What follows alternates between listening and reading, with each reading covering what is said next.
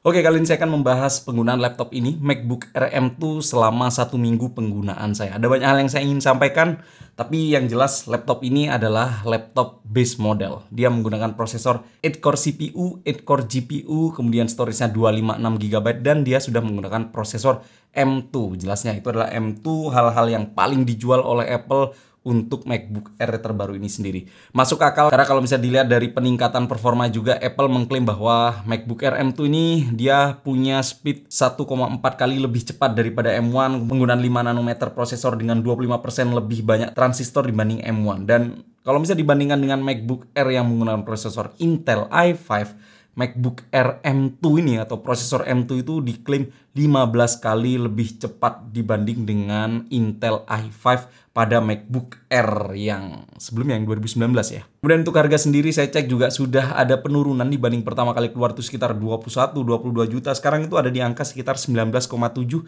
paling murah 19,5 juta. Silahkan cek di e-commerce, saya juga sertakan linknya di bawah. Tapi yang jelas yang harus saya kasih tahu ke teman-teman juga bahwa warna untuk Midnight maupun Starlight itu punya harga yang lebih mahal beberapa ratus ribu dibanding Space Gray yang saya punya ini atau Silver. Silver paling murah malahan. Dan kalau misalnya kita mengacu pada website Apple sendiri, harganya 16,99 Singapura dolar atau 18,4 juta. Dan yang saya lihat di website Apple Indonesia sudah ada halaman penjelasan tentang MacBook Air ini. Itu artinya nggak lama lagi laptop ini akan dijual resmi baik di iBox maupun di Gmap. Mungkin feeling saya nanti di harga 29,99 gitu mungkin ya harganya. Kemudian secara desain dan pilihan warna yang saya miliki ini adalah warna Space Gray, dan setelah saya gunakan laptop ini selama seminggu, saya tidak mengalami permasalahan apapun karena warna Space Gray ini adalah warna yang paling aman dan sekali lagi harganya juga lebih terjangkau dibanding dengan Starlight. Kalau bisa dibandingkan dengan warna terbaru yaitu warna Midnight, laptop ini lebih tidak meninggalkan sidik jari. Karena ya saya sempat chat teman saya, Irwan Sobat HP. Saya tanya apakah benar meninggalkan sidik jari dan dia bilang parah banget. Bahkan kalau misalnya kalian suka makan gorengan katanya juga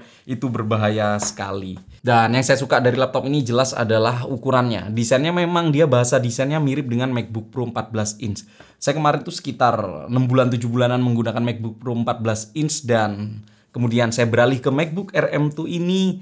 Kemudian saya megang lagi MacBook Pro 14 inch itu laptop kerasa sangat bulky sekali, kerasa sangat tebal.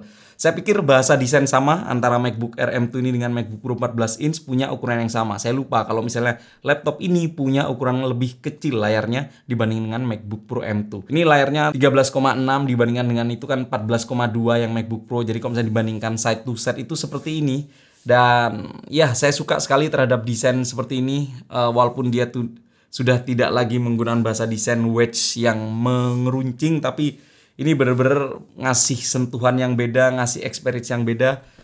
Saya bawa kemana-mana ini bener-bener kerasa enteng-enteng aja. Untuk speed SSD-nya sendiri kan beberapa orang mengklaim bahwa dia punya speed yang lebih lambat dibanding dengan MacBook Air M1. Dan ya, pada saat saya lakukan tes terlihat bahwa memang speednya itu ada di angka sekitar 1500 untuk yang varian 256 GB ini. Tapi jujur untuk penggunaan saya sehari-hari itu bener-bener nggak ngefek ya, nggak kerasa. Saya ngerasa buka aplikasi juga kerasa gas-gas aja. Kalau misalnya dibandingin langsung dengan MacBook Pro M1, MacBook Pro M1 Pro yang 14 inch, ya menurut saya kecepatan untuk membuka aplikasinya juga nggak kerasa banget ya. Kemudian saya gunakan untuk copy paste file dari SD card menggunakan card reader, saya pindahkan ke SSD eksternal juga. Ya nggak kerasa, apa mungkin karena saya ngopinya dari SD card ke SSD eksternal? Bisa jadi iya, tapi ya nggak masalah karena memang itu yang saya lakukan sehari-hari. Storage dari laptop ini 256 GB itu kerasa kecil untuk storage ngedit video ya. Kalau misalnya saya file video kan satu project bisa 40 GB, bisa sampai 100 GB. Jadi otomatis saya mengandalkan SSD eksternal seperti milik SanDisk ini yang sudah punya storage 1 TB. Jadi seluruh pekerjaan saya itu saya lakukan pada storage SSD eksternal ini. So kalau misalnya ini internalnya nggak terlalu kenceng, ya ternyata nggak ngefek ke pekerjaan saya. Sebagai konten kreator atau sebagai orang yang bikin konten di YouTube maupun Instagram, keseharian saya adalah nulis yang jelas. Saya nulis menggunakan laptop ini, enak-enak banget karena saya bisa nulis di mana aja tanpa ngerasa berat. Kemudian ya nulis itu untuk keperluan riset juga ya. Dan untuk riset sendiri saya biasa melakukan web browsing. Kemudian setelah saya nulis, kemudian saya syuting, take video. Yang saya lakukan berikutnya adalah ngedit video di Final Cut Pro.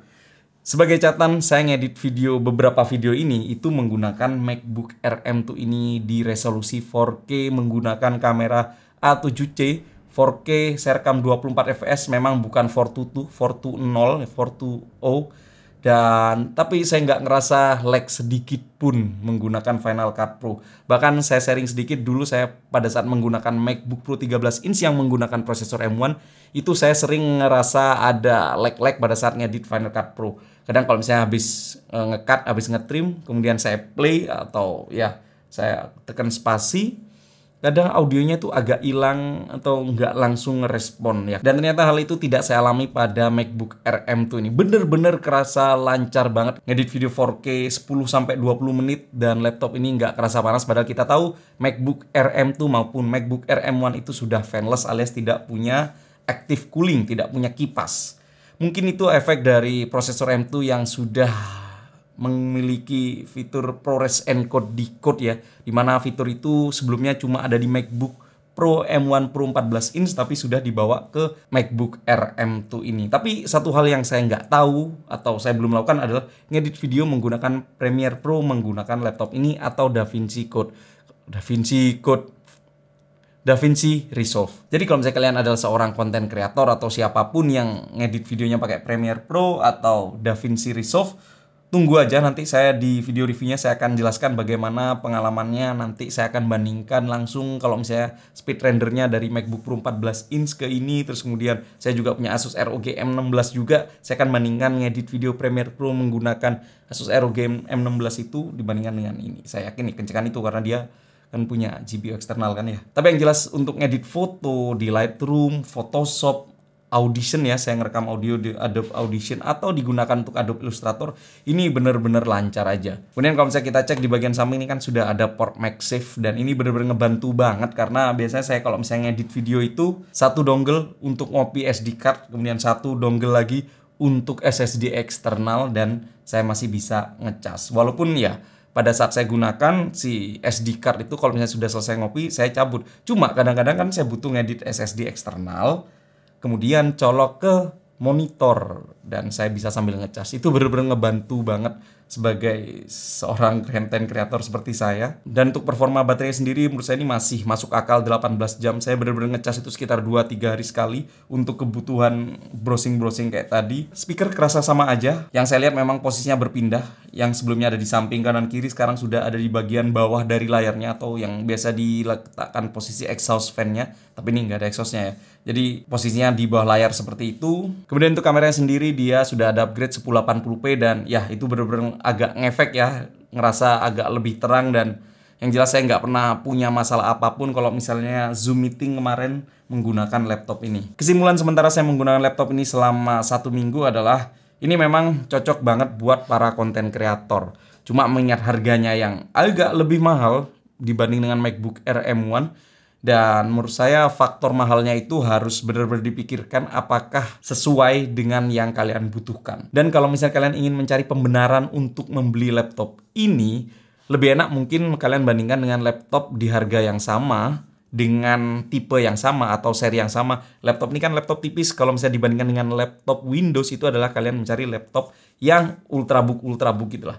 Nah kalian bandingin aja performanya, saya yakin MacBook Air M2 ini kerasa lebih kenceng dan lebih dingin dan lebih awet baterainya dibandingkan dengan laptop Windows yang menggunakan atau prosesor Intel. Ya, itu adalah cara untuk membenarkan diri Anda untuk beli ini.